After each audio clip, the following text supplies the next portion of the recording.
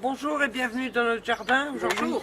c'est un book haul. On a reçu pas mal de livres, on en a trouvé. Et si l'image n'est pas très bonne, c'est normal, la caméra est en train de nous lâcher. Et on a commandé un appareil photo. Un hybride, un Nikon. Et il va arriver, mais il vient de Londres. Donc on ne va Voilà. pas le recevoir avant une dizaine de jours. Alors, j'ai trouvé ça à Emmaüs, donc 50 centimes. Jacques Attali, une brève histoire de l'avenir. Ici, Jacques Attali raconte l'incroyable histoire des 50 prochaines années, telles qu'on peut les imaginer à partir de ce qu'on connaît aujourd'hui. Et il dévoile la façon dont vont évoluer les rapports entre les nations, les bouleversements démographiques, les mutations au travail, la violence, les changements climatiques, etc. C'est un texte qui date de quand? Alors, Parce que c'est assez Nostradamus, quoi. 2006. 2006, donc il a été publié en 2006. Il a déjà 10 ans, mais je pense que c'est un auteur qui ne doit pas se tromper beaucoup. Donc ça doit être intéressant. Si vous avez l'occasion de l'acheter en occasion, allez-y. Jacques Attali, c'est quand même un excellent auteur, rapporteur, rapporteur à l'Assemblée, etc. Donc allez-y. Dans un autre domaine, un bouquin que j'ai trouvé à la promesse de l'aube de Lucie Vincent, comment devient-on amoureux? La promesse de l'aube, c'est notre librairie qui est à Autun. Et ce livre parle, donc il y a eu beaucoup, j'ai pas mal de livres là-dessus, il y a eu beaucoup d'études sur les fondements physiologiques de l'amour en particulier, les comportements, les interactions qui se passaient dans le couple. Et dans ce livre, ils accumulent les données sur les hormones, les phéromones et les neurotransmetteurs qui sont impliqués dans la création d'une relation amoureuse. Et en fait, tout n'est pas que du comportement ou comment dire, de la passion, du sentiment, etc. Il y a un certain nombre de données physiologiques qui sont à prendre en compte. Et rien que pour ça, c'est intéressant. C'est moins romantique. Ah bah, du coup, oui, oui. Mais ça explique pas mal de choses. Ah bon? Je suis en train de lire un livre qui s'appelle Stop à l'anxiété dans les éditions Poche. C'est malin du docteur Jérôme Palazzolo.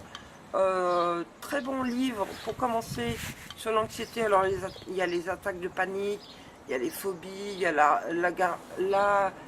L'agoraphobie. l'agoraphobie, merci. Les tests, les stress post-traumatiques, etc. Les TOC aussi. Il y a un certain nombre d'échelles, c'est-à-dire d'échelles d'évaluation dans ce bouquin qui sont intéressantes à faire si vous avez, si vous faites partie de cette catégorie de gens qui touchent d'ailleurs beaucoup plus les femmes que les hommes sur les anxiétés. C'est un livre qui est tout à fait abordable, qui a quand même quelques fondements psychologiques, psychiatriques, mais sans plus, mais qui permet d'avoir une bonne idée de ce que c'est que l'anxiété et comment y remédier. J'ai pas tout fini, mais ce que j'en ai lu jusqu'à présent est intéressant. Ensuite, je te laisse présenter celui-là. Oui. Alors, un petit bouquin qui s'appelle Développer le self-control de son enfant de Didier Pleu. Il en a sorti plusieurs. Il est docteur en psychologie du développement et psychologue clinicien. Et il a écrit un petit bouquin avec des conseils intéressants pour respecter les enfants, apprendre à ce qu'ils nous respectent. Et toutes les choses qu'il ne faut pas faire. En plus, c'est voilà, très joli comme bouquin, c'est simple. Il y a des dessins. C'est un petit bouquin simple, c'est un bouquin, comme on appelle ça, Easy Life, que je vous recommande. Si vous avez des difficultés avec vos enfants, s'ils sont très remuants, s'ils sont très comme ça en termes de comportement, ça peut vous aider. Et enfin, j'ai trouvé chez Emmaüs, pour ne pas le citer, un nouveau Granger que j'avais pas, qui s'appelle L'Empire des loups. Il n'y a pas de 4e de couverture, donc je ne saurais pas de quoi ça parle. Ceux qui l'ont lu, et si vous avez un avis, je serais intéressée pour connaître votre avis là-dessus sur ce bouquin. Dis donc, t'es Speedy Gonzalez, toi? Oui, je vais vite aujourd'hui. Parce que t'as peur que la caméra nous lâche? Ouais. Moi, je vais vous parler d'une série et d'un film.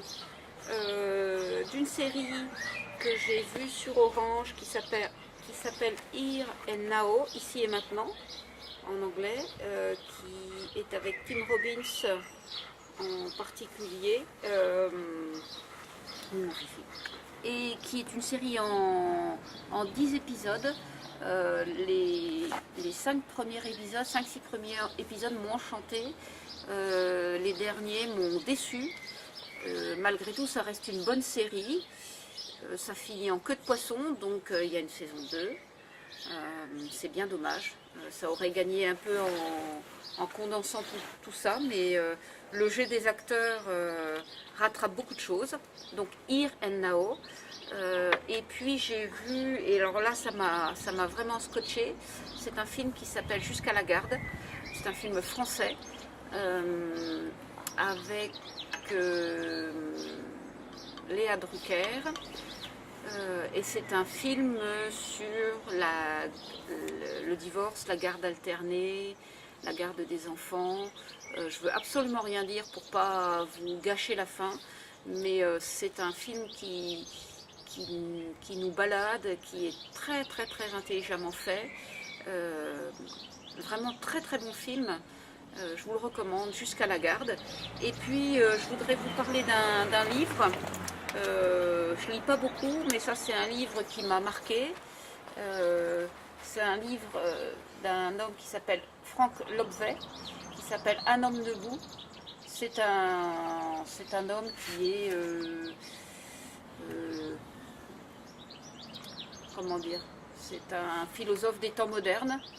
Il fait quelques vidéos sur internet, Sur YouTube, oui. sur YouTube. Je trouve que le livre est un peu fouillis, mais alors quand on l'écoute parler, c'est d'une limpidité et c'est d'une intelligence rare.